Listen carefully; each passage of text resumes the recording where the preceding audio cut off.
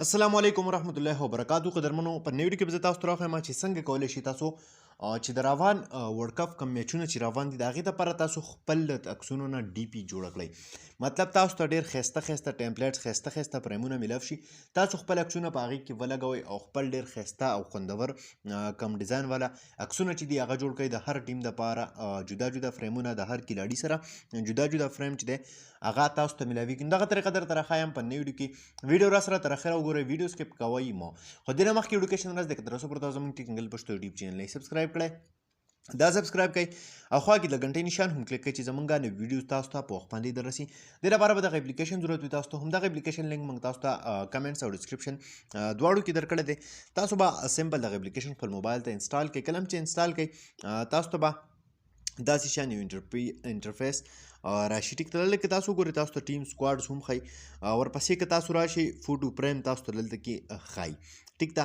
اوس که تاسو د هر ملک سره تعلق ساتئ نو هغه ملک والا تاسو کم ملک چې جوړول غواړئ ډي پي نو هغه ملک ټیم به سلیکټ کړئ.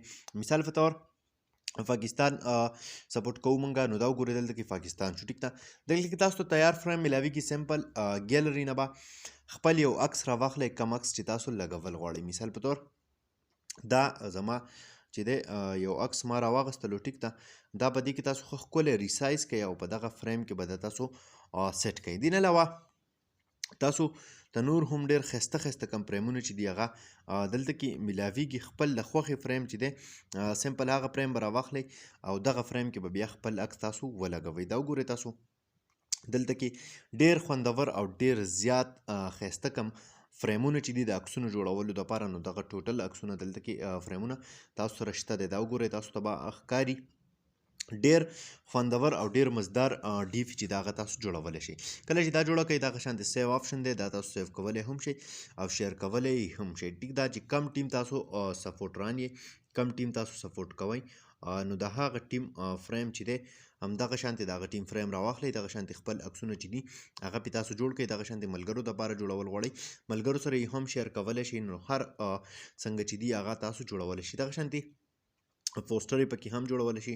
که تاسو پکې څه لیکل کول غواړئ نو هغه لیکل پکې هم کولی شئ. دا وګورئ دلته کې تاسو ته به زما د موبایل په سکرین باندې ښکاري چې څنګه تاسو په ټیکسټ کول غواړئ په پوسټر باندې یا په سټیکر لګول غواړئ نو هغه هر څه تاسو دلته نه دې ځایږي نه کولی شئ. دا وګورئ ډېر ښایسته ښایسته فریمونه ښایسته ښایسته ټیمپلیټ چې دي هغه تاسو ته په دې کې میلاویږي. سمپل دغه شانتې تاسو به له دې ځایږي نه څه وکئ خپل عکس راواخلئ دغه ګیلري آپشن باندې او دغه شانتې ورپسې که تاسو وګورئ کوم امیج بیکګراونډ چې دی هغه هم ورته تاسو خپل له خوښې لګولی شئ. نو ډېر ښکلی اپلیکیشن دی. قدرمنو امید لرم چې خوښ شوی به وي. که خوښ شوی وي لایک یې کړئ، چینل سبسکرایبول مه هېروئ، ملګرو سره یې شیر کړئ. تر بلې ویډیو د خپل ځان ډېر زیات خیال ساتئ.